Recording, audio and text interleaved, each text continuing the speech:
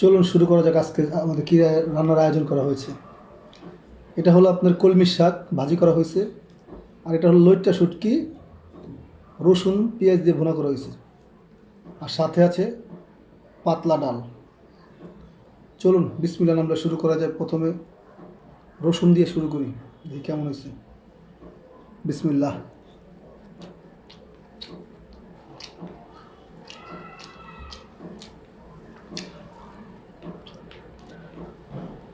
শাক নিলাম, লেবু না হলে হয়।